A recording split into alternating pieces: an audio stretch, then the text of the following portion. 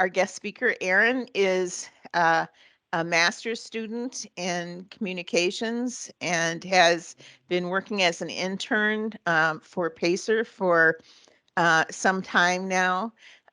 She is our representative to raise as a youth advocate and sits on the Youth Advocacy Committee. And I'll let her tell you more about herself before she gives us some of her insights on social media and parent centers. Erin, you want to take it away? Yeah, for sure. So, like Deborah said, I'm Erin. I got my bachelor's degree from the University of Arizona in journalism, and now I'm almost done with my master's degree with the Arizona State University, so both in Arizona, of course.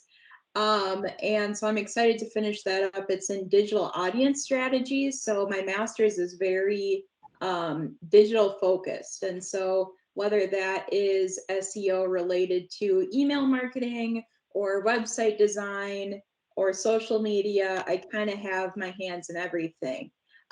So I'm pretty excited to kind of bring some of that into what we're talking about here, which is focusing on parent centers and doing the best that we can all do and share the services that we all have.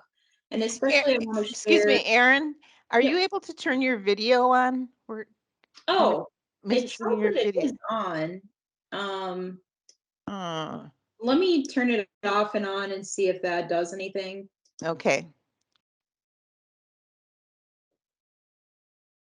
Did that work? Yes, it did. Okay, great. So sorry about that. But yeah, so basically what I want to talk about is kind of social media. I kind of came up with a little bit of a presentation talking about not only some things that I know about social media, but also things that can minimize the amount of time that you're working on social media, because I know everyone's really busy. So kind of um, putting your work into social media, but making sure, we have time.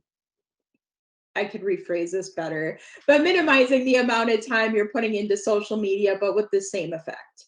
And so I think that'll be really important, as well as some of the insights that I have to working with the youth advocate group. So kind of framing some of that social media efforts to reach youth and do the best that you can. So we'll just go right in, and I'll do a little bit talking about what I have prepared, and then we can definitely go into questions that you all have, because I think that's really important, because I don't want to just sit here and lecture you all. I want to make sure that I can answer your questions that can best fit your situation. So we'll get right into it, and we'll kind of start with some social media best practices. And so the first thing that I want to talk about is finding ways to reach your audience. So when you think about audience, every single group or every single organization have different segments. So in a parent center, you could think of right off the bat, you probably have your parents, you probably have other parent centers you want to reach, and you have youth or kids. And so thinking about that, they probably all don't want to read the same things. So when you're thinking about creating content, you want to think about reaching those different audiences and which one is the most important. So let's say you want to prioritize youth for the next month or two. So that would mean, creating content that is youth focused. And we'll get into some of that a little bit later about, what youth want to see, what youth want to be reading. And so we'll get into that. So right now, we just kind of want to focus on the audience part of it. And so part of that can be looking into hashtags, and that can be hashtag research. It can be outside research that you're Googling or finding out from other parent centers. It can also be looking into your own analytics, like what is doing well on your content.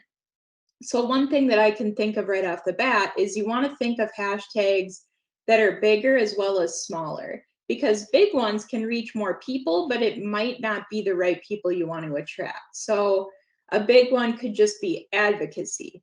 So advocacy can mean a million different things to a million different people. So you could be reaching a very large group of people, but let's say you're talking about maybe school accommodations for disabilities. That's a lot more specific.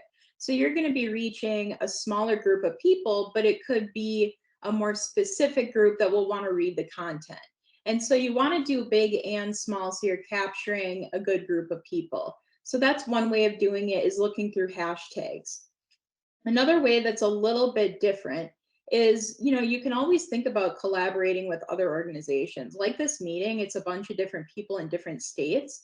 So working together can be a huge thing. And I think bringing in more people into the space is always really helpful. And social media, after all, is based on a network.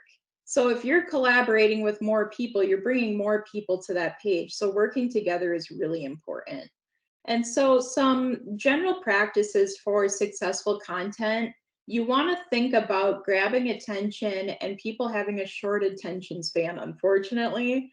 And so, think of things that, they don't have to be always super exciting or happier necessarily, but even just like a friendly graphic, that could definitely grab someone's attention and make them more willing to read something or watch something. And in the same right, you want to think about things that will hold people's attention. So when I think about certain trainings, for example, they can be an hour long, and most people, when they're on Facebook, let's say, don't necessarily want to watch an hour long video. So maybe a good opportunity would be to make a small highlight and then link to the video. And so that could be a starting point, but also make sure all of these points that I'm making, you always justify it by going back to your analytics. So maybe your viewers do really like watching those longer videos on Facebook, and that's totally justifiable as long as it goes back to the analytics. So you can kind of experiment with that a little bit and see what works best for your audience. And so that's a great one. And so when it comes to other successful content, I know video content can be really time consuming. And so that's not always like the best approach just for resources. And so graphics can be a really good way of, kind of taking some of those more complicated programs or information and just putting it into a graphic with minimal words, but it will have that same impact. And I'll get into that a little bit later as far as different resources that you can use that are free, but also will help you push that out there into social media. So we'll get to that. And I think that's kind of a fun thing to share as well. But I do want to say that users do love seeing people's faces. And I know when we're working from home or when we're, working in an office, we don't necessarily always want to do that, but it can go a really long way. And so kind of having someone who's that friendly face, and, some of the things that we discuss aren't always fun. They aren't always, things that we want to think about, especially when it comes to transitioning or going into work. So sometimes having like a friendly face, someone that you can look to and know that there's someone that's going to give good information, it can be really important. So if you're creating a video, think about how you can incorporate people who are talking with that conversation rather than just slides. And so kind of incorporating the two can be a good way of doing that. And so furthermore, alt text, as we all know, is super important when it comes to accessibility so that everyone can access whatever you could be posting.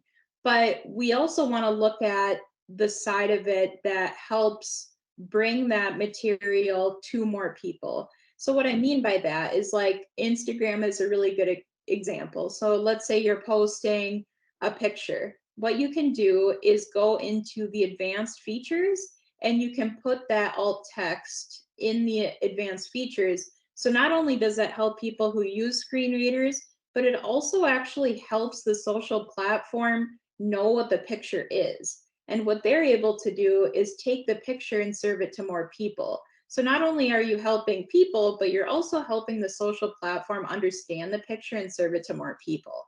And so that can be a really great resource as well, and kind of boost your posts more than you would think. So that's kind of a fun thing. when we think about social media and a lot of the efforts that we make, we always want to think about goals. And those goals have to be realistic. So when I think about making goals when it comes to social media, they can be kind of content specific. So I think many people, when you first jump into social media, you think about followers. It's like we want to have as many followers as possible. And that might not always be the best metric to use in the business. We call that a vanity metric because let's say you could have 20,000 followers, but maybe only 200 of them are actually active and wanting to engage with your content. So I would say the majority of the time, like followers can be like fun to follow, but some of the metrics that might be more important is like engagement. So if you have a post that has a link, you want to see that that post is being engaged with and people are clicking that link.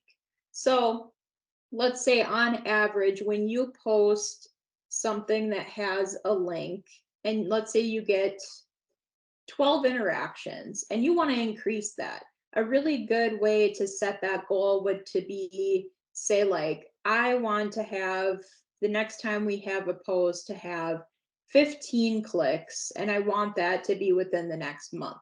So you have that time set with the amount of the number, but it's not crazy where you're saying I want 50 people to click the link. You know, it's something that you could achieve.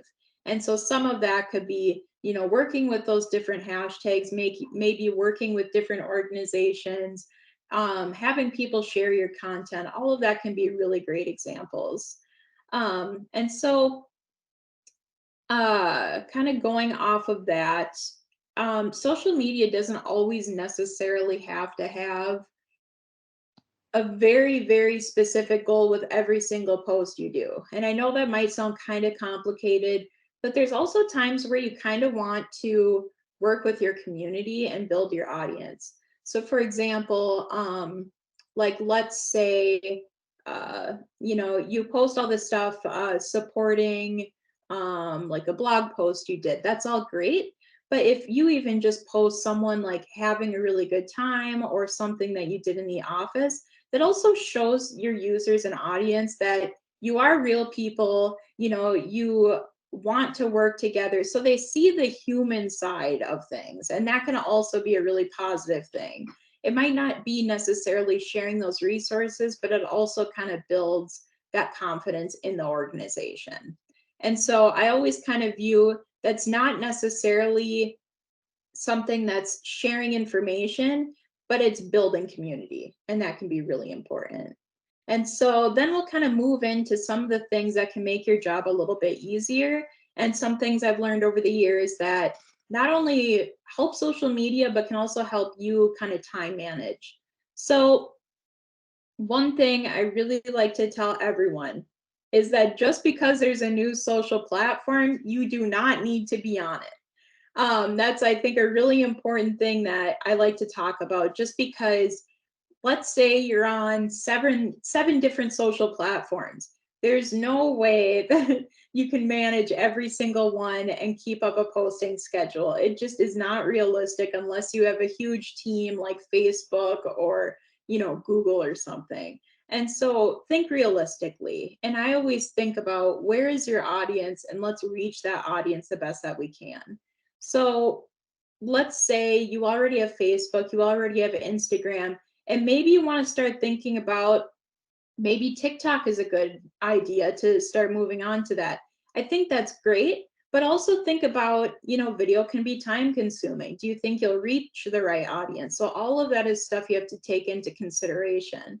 And so when you're thinking about starting a new platform, a social platform, I think that can be good to reach new people.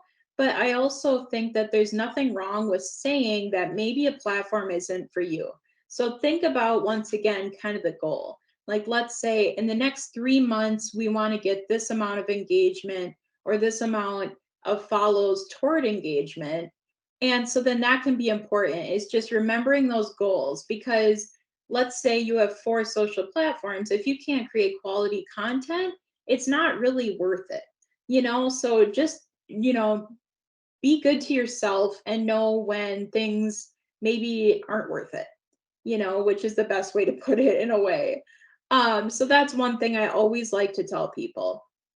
Also, I think another really great thing that I think is not only a time saver, but also um, can be a great way of content creation is thinking of ways to transform content. And what I mean by that is, let's say you make a really great blog. It's super informational. There's, 7 takeaways that are really important and you think your audience would really benefit from. Sometimes sending a link out to your followers might not be the best approach. And what you can do is transform it. So what you could do is set up an infographic. So it could have those 7 most important points, and you could still link to the blog, but it would show kind of a brief summarized version. And that way we're getting their attention, we're giving them a summarized view, and if they want more information, they can access it. And so in that way, we're not writing more content, we're not, doing the research, we're transforming it. And what you want to keep in mind when it comes to that is that every social platform has a different format, unfortunately. So when I think about Instagram, they have a different portrait aspect than Facebook. And they like to focus on squares on Instagram compared to Facebook, for example. And so, one thing that can be really cool is to know a different resource to help you with that. And so, a big one that I really like and I will sometimes use for inspiration and just knowing those aspect ratios is a resource called Canva. And Canva is free. You can get a paid version, of course, but Canva is so great because it has all of the aspect ratios for almost every platform. So you don't have to always do the research to know, what will work for Instagram, what will work for Facebook. They have everything there. They have inspiration of posts you could do.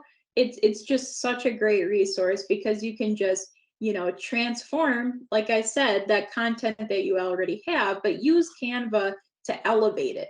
So you can, take that blog content and insert it into a Facebook post and use the graphics that they have within it and gain that inspiration. So not only are you attracting your audience, but you're also saving time for yourself because let's be honest, I know most of us are not graphic designers, so having a little assistance on that front is super important.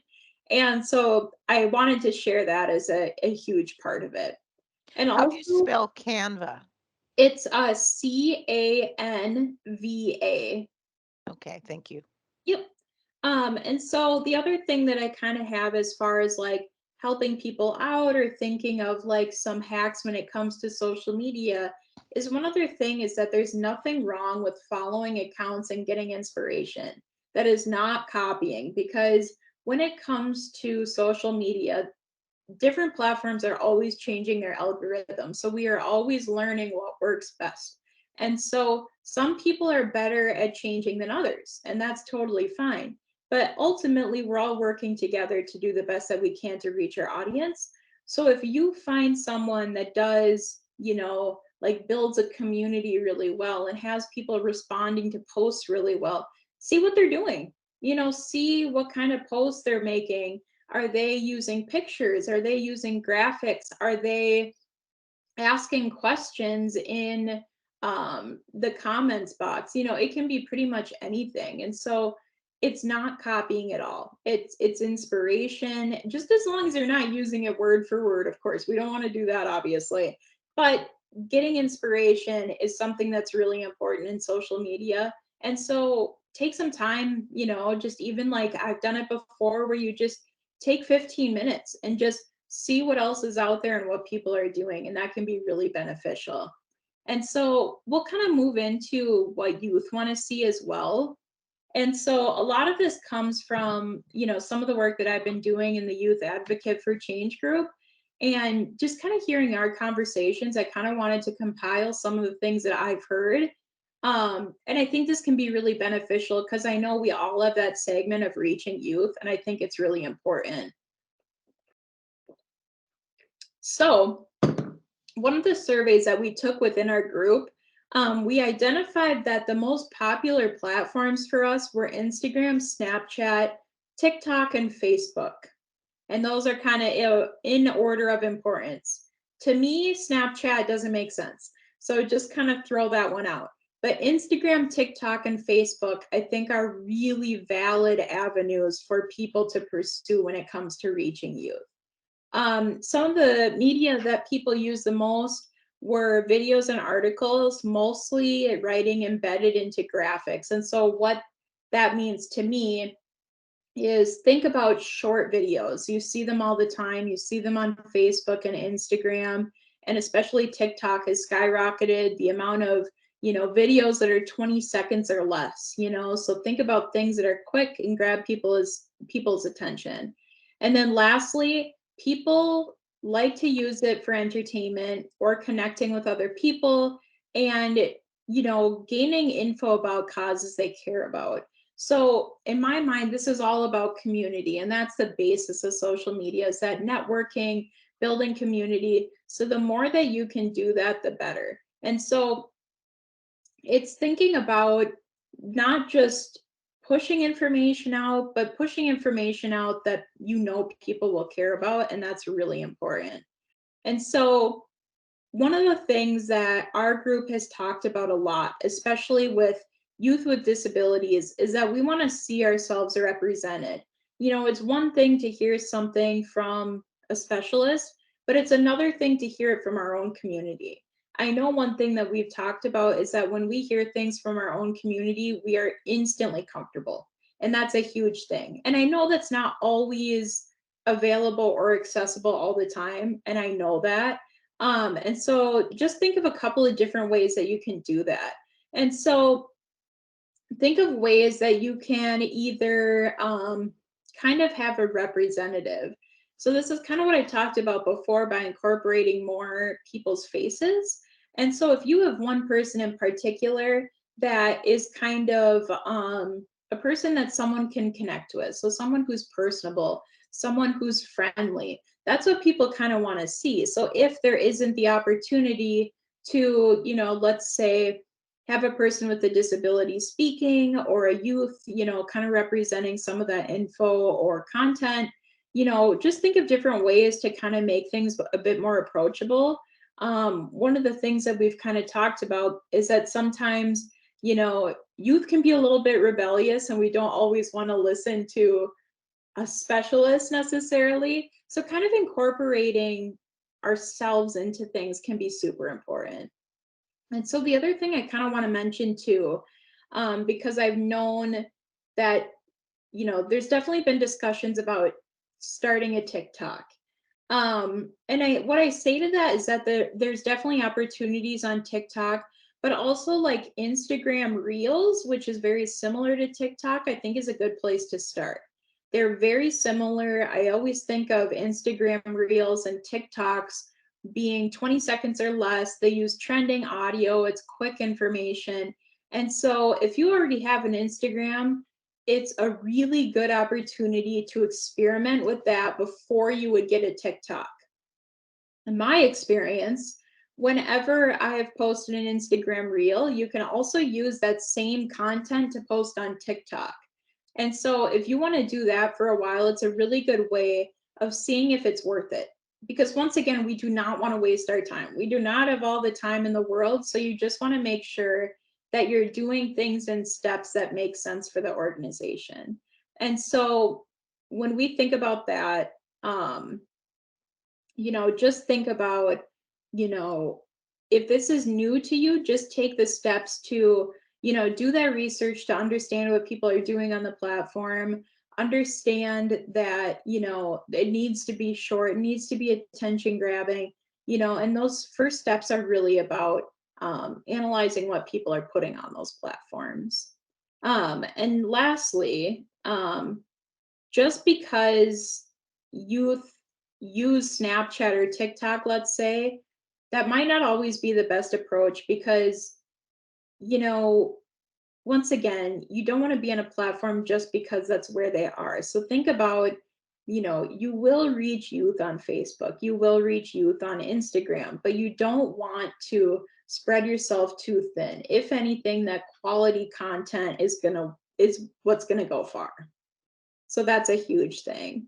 And I also wanted to mention, because I'm part of the Youth Advocacy for Change group, we actually do have a survey. And so this is kind of like our big part in kind of understanding what parent centers want. And so we are putting our services out there and we're kind of looking to see like what do people want and we want to help.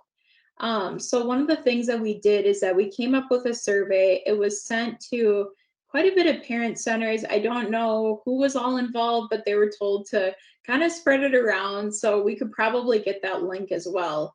But what that survey is that we're just collecting information about what people want as far as like help with social media, and our group of youth would be able to work with you the best that we can to help your parent center reach the best that it can. And so we can, first off, I want to make sure that people have had the opportunity to fill that out. If you haven't, it closes on the 9th. So it's coming up really quick. So just make sure that if you're able to take that survey, or if you already have, please do that. It's a huge help for us, and we're able to review some of that data before we have an in-person conference in Philadelphia. So it would really mean a lot. So yeah. And so this is kind of my opportunity to kind of open the floor to you all and just answer any questions that you might have. And we did send out a link to that survey, but we can send it out again. Okay, awesome.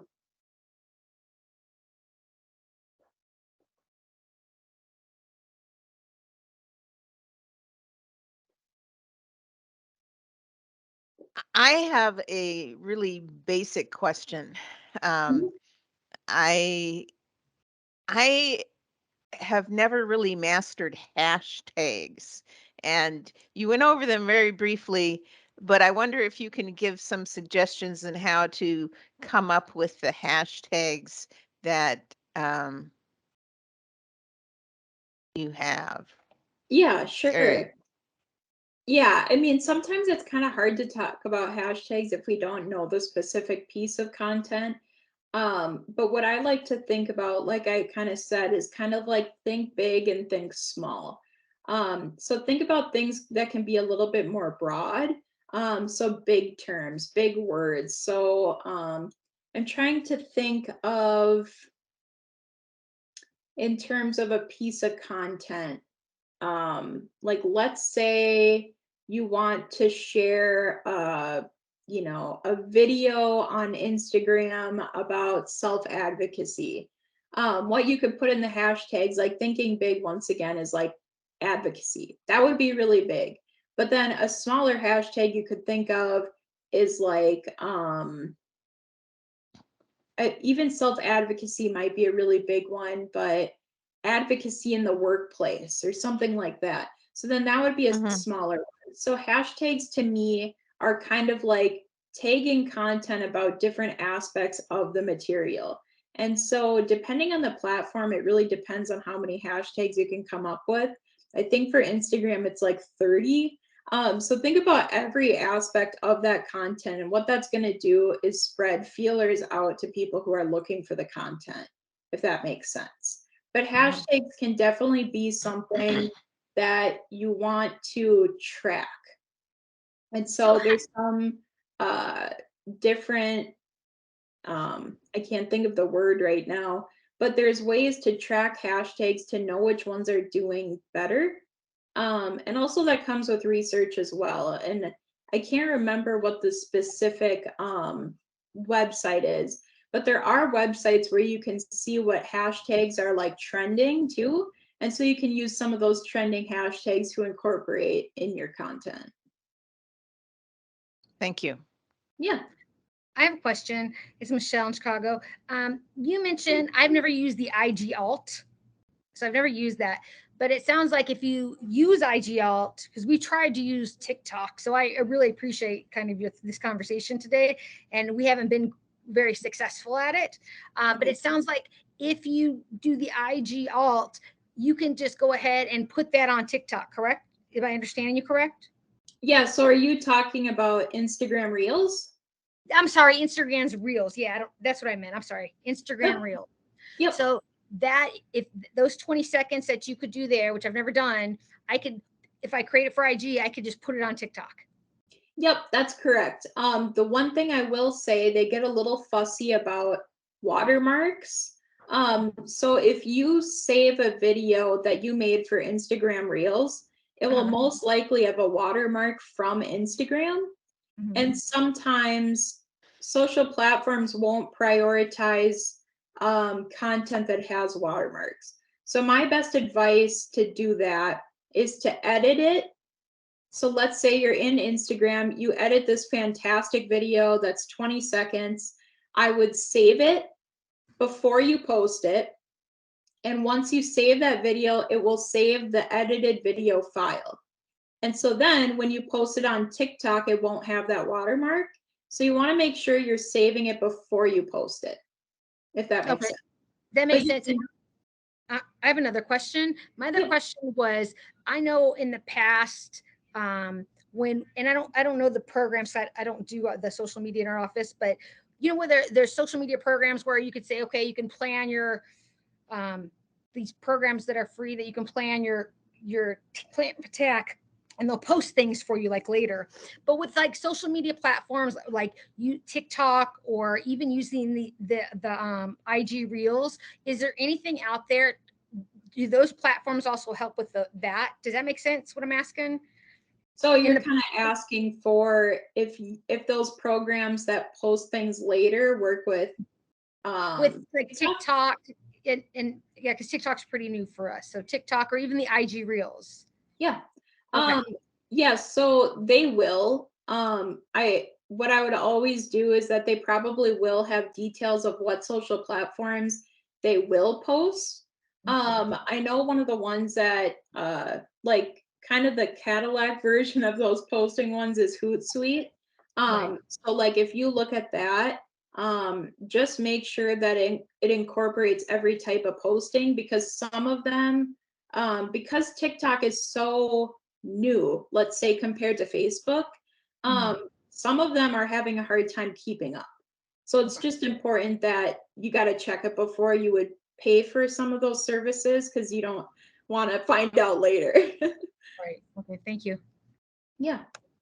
Erin, I have a question. Well, first of all, I want to say thank you for the info, because certainly it came with questions here and you answer many of them to the extent that I'm able to measure, you know, what have been done and see some of the faults there. And definitely we'll be completing the survey with specific needs or the gaps, so you guys know what we're wrapping. But my question will be about if you have any concrete examples, or if you can tell me about how you plan your social media based on how we do it for us.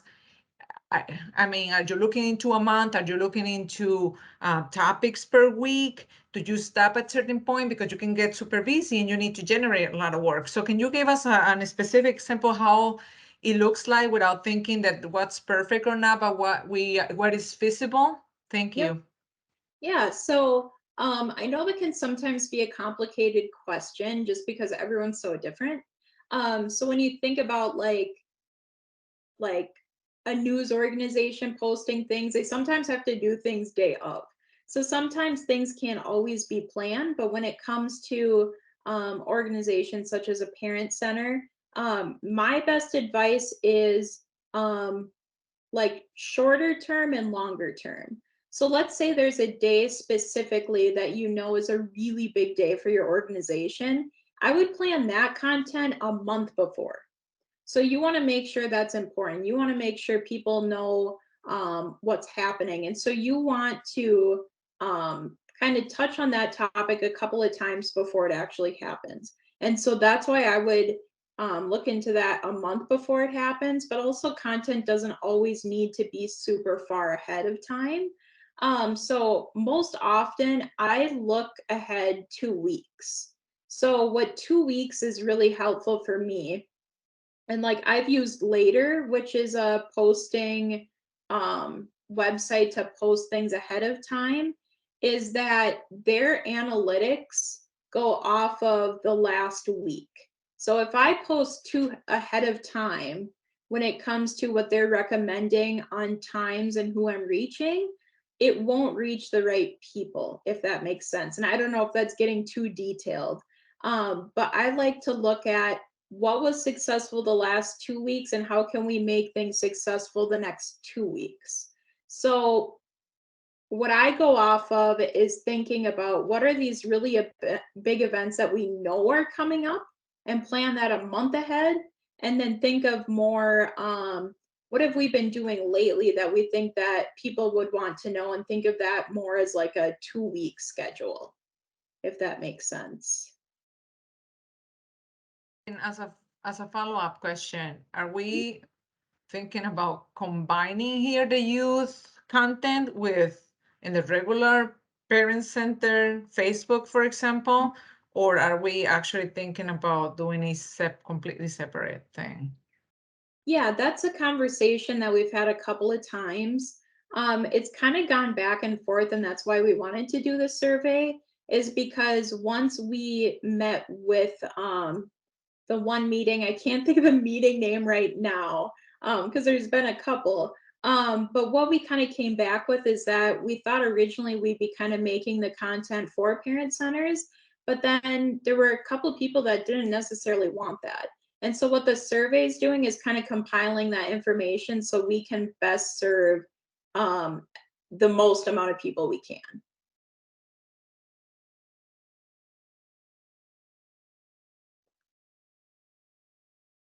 This is Courtney. Thank you, Erin, for all of this information. I have a question that's related, but a little bit different spin. For those of us who would love to recruit our own Erin, do you have any tips on, if we're interested in finding youth interns or hiring on young adults to assist with some of this? Do you have any tips for us in terms of where to look, what's attractive, places we may want to go to post this type of information? Yeah, I think that's such an important thing to consider. I know within our group, like a lot of us, we talk about this, is that a huge thing that can be attractive is money, unfortunately. But money is really great because as we're, moving toward transition age, that can sometimes be kind of a deal breaker for us. And, so I think of a couple of different aspects. So I think of, different ways to support us financially. And we're not asking like a ton, but just a little something, that's worth the time. As well as any resources that go toward maybe something put on a resume or putting something toward a class. So if someone's, let's say, a freshman in college, they can put that toward their classes and say that that goes toward some aspect of that. So kind of some of those different aspects of making it more appealing for their time, I think, is a big thing. In that same vein, reaching youth I know can be pretty difficult, and especially when it comes to accommodations and making sure people have transportation and some of that different more complicated aspects. But one of the things that I think about is that I know when I was younger, I wish I was approached in high school about advocacy. So I think a huge opportunity for a lot of different centers would be to go to schools. I was in a public school. If someone would have approached me about working with the Parent Center for Advocacy, I would have been very hyped. So think about, reaching out to schools, because every school knows of, someone with a disability that wants to do that type of work. I went to the University of Arizona, and they have one of the best disability resource centers in the country. And so reaching out to some of those disability resource centers at colleges can be super beneficial, and they'll know people. It's a pretty small community. So once people know that they're looking for people, it can spread like wildfire. So I think reaching out to, some of those different institutions, I think could be really beneficial. Thank you. Appreciate that. And I just hope you should never apologize about wanting to be compensated for your time and your experience. So don't say pay, unfortunately, say being compensated is a part of the equation. That's sure. important. Thank you.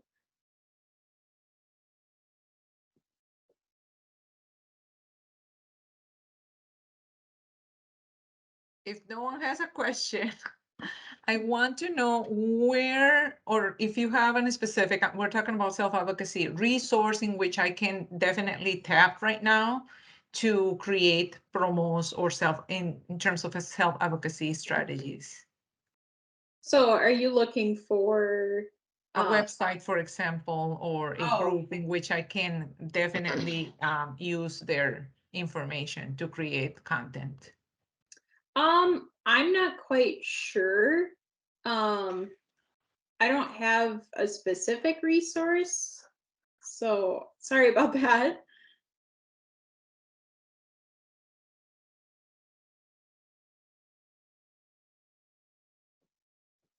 Other questions?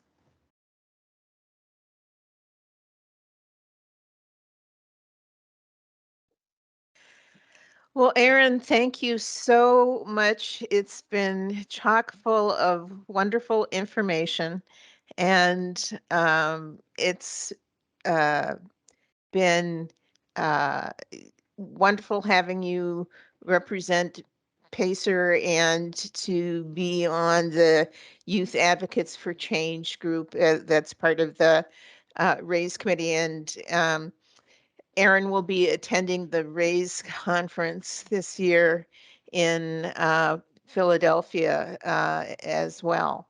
So she's been a great asset for Pacer and a great representative for youth. Thank you so much. If we have any follow-up questions, we can forward them to you. Yeah, that'd be awesome. But yeah, thank you all, and it was really fun to kind of teach you some of the things I've learned and kind of pass that on. So thank you.